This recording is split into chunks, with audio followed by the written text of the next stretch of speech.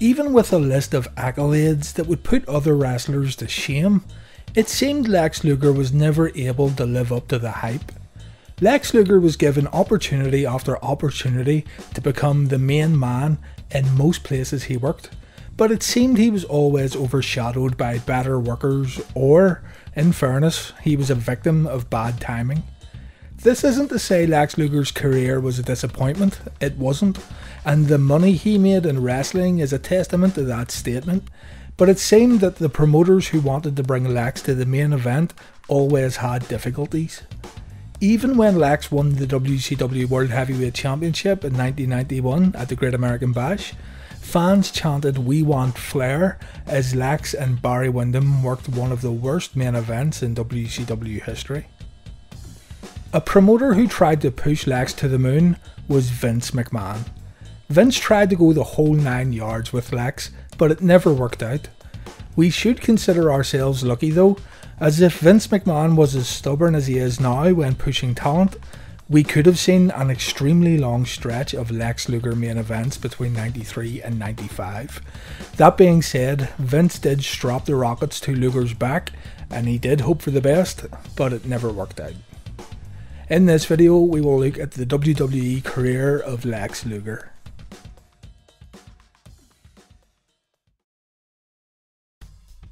Lex Luger was not signed to the WWF initially as a wrestler, but instead he signed with Vince McMahon's World Bodybuilding Federation in 1992. He was a co-host on its Saturday morning program, WWF Body Stars. Along with hosting the show, Lex also had a small appearance at WrestleMania 8, but he was mainly signed to be a personality in the WWF. A motorcycle accident took Lex off the show, and by the time he had recovered from his injuries, the WWF had closed its doors. Luger made his way over to the WWF, where he debuted as Narcissus Lex Luger, later changed to the Narcissist. He was revealed by Bobby Heenan at the 1993 Royal Rumble, who had been building the arrival of the Ultimate Specimen for weeks prior.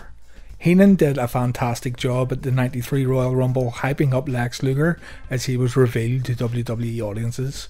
During Lex Luger's promo, he said he was beyond perfection, taking jabs here at Curt Hennig.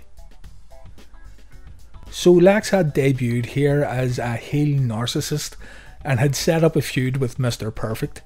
He made his in-ring WWF TV debut on the February 1st episode of Raw, where he destroyed undercard guy Jason Knight in the main event. At house shows, Lex would team up frequently with Razor Ramon to battle Mr. Perfect and Bret Hart in order to get some experience working against Perfect, as the two would be squaring off at WrestleMania 9 in Caesar's Palace. The match wasn't great and quite forgettable for the most part, with Lex's entrance probably being the most memorable thing about the match. It's a shame too, as you would imagine Curt Hennig having the ability to squeeze great matches out of just about anyone, but on this night the two just didn't gel at all. One thing that's forgotten though is just how good Mr. Perfect's pop was when he made his way to the ring. In the end though, Lex picked up the win. It's probably a good time now to mention the metal plate that was inserted into Lex's forearm. WWE capitalised on the motorcycle accident Lex had by saying he had a metal plate put into his arm during surgery. The gimmick here was that Lex would smash his opponents with the forearm, giving him an unfair advantage. Opponents would complain that Lex should cover his forearm during matches, and Lex would be forced to wear an elbow pad, but he would frequently remove it to gain the upper hand. It actually wasn't a bad little gimmick to get heat on the Narcissist. Luger spent the remaining couple of months working as a heel, having matches with Bret Hart on the house show loop. Around this time, Hulk Hogan packed his bags and left the WWF, and this would present Lex Luger's first opportunity in the WWF to step into the big time. Seeking a muscular All-American replacement for the Hulkster, Vince McMahon decided that Lex Luger should be made the #1 babyface in the company. To kick off the babyface run, Lex Luger did the impossible and body slammed Yokozuna, a feat that gave us all a great sense of deja vu. Decked out in the stars and stripes, Lex done what no other wrestler could do as he slammed Yokozuna and made a statement. he was coming for the WWF Championship. This brings us to the Lex Express. For those who don't know, Lex Luger legitimately went on a tour across America on this bus, stopping off to sign autographs and hug fans and whatever else. The journey was documented through an unintentionally hilarious music video and song that was called "I'll Be Your Hero." It all reeked of Vince McMahon trying way too much. The first minute of the music video is just the Lex Express tour bus slowly approaching the camera, spliced with American symbolism which, in reality, made anyone who wasn't a full-blooded American patriot howl with laughter. The video also showed Lex with children on his bus, taking time to visit fans in different cities and the like.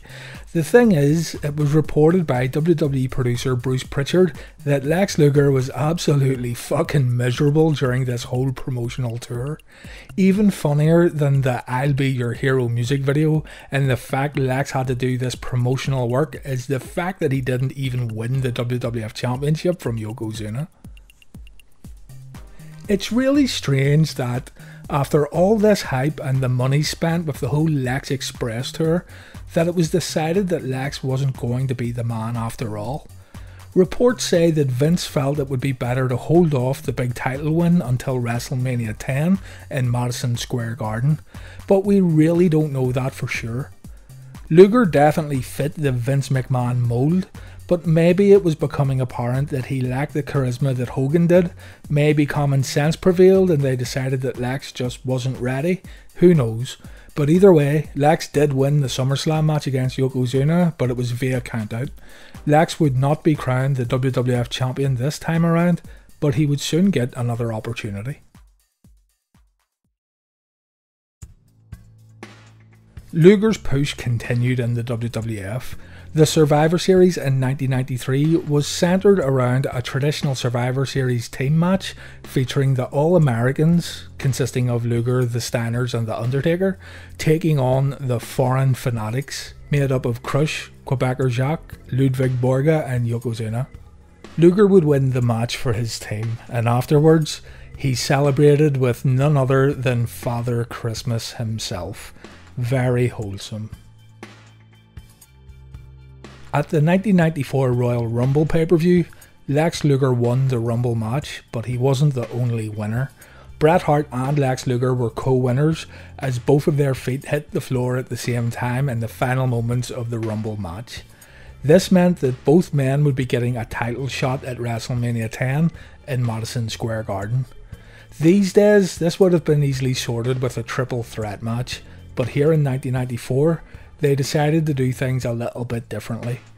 There would be 2 WWF title matches at WrestleMania, and the person who got a title shot against Yokozuna first would be decided by a coin toss. Whoever won the first match would defend the title against the second Royal Rumble winner later that night.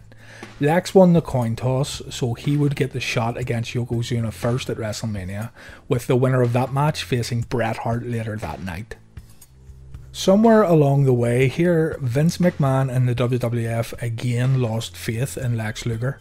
The WrestleMania Luger vs Yokozuna match was based around Lex getting his long due opportunity to take on Yokozuna once again for the title since their match at SummerSlam. So this was effectively Lex's second opportunity to win the gold. The year prior at WrestleMania, Yokozuna had unfairly defeated Bret Hart for the WWF Championship, and as we know, Yokozuna quickly dropped the belt to Hulk Hogan afterwards. So there was 2 real possibilities here for redemption, and it was hard at the time to guess who would leave Madison Square Garden as the champion. All you really need to do here is watch the entrances for Lex Luger and Bret Hart in their respective first matches of the night to see who was more over. The New York crowd has forever been a measuring stick for wrestler popularity. If you can make it there, you can make it anywhere, and Lex didn't make it here. Not saying he didn't get a good reaction, he just didn't receive the Bret Hart reaction. Lex Luger was booked to lose against Yokozuna, and Bret Hart defeated Yokozuna later that same night to win the WWF Championship in the main event. It was the right call. Vince McMahon went with the guy who could put on consistently good, if not great, matches, and the guy who was being more welcomed in every town and every city the WWF went to. After WrestleMania, Luger was scheduled to work against Mr. Perfect again, but when Hennig got injured, Lex instead moved on to a feud with Crush and eventually Tatanka. Tatanka defeated Luger at SummerSlam and joined the $1 Million Corporation. This led Luger to forming the Guts and Glory Survivor Series team to take on the $1 Million team at Survivor Series 1994. But Lex again was defeated in this match. Luger's opportunities had now all but dried up.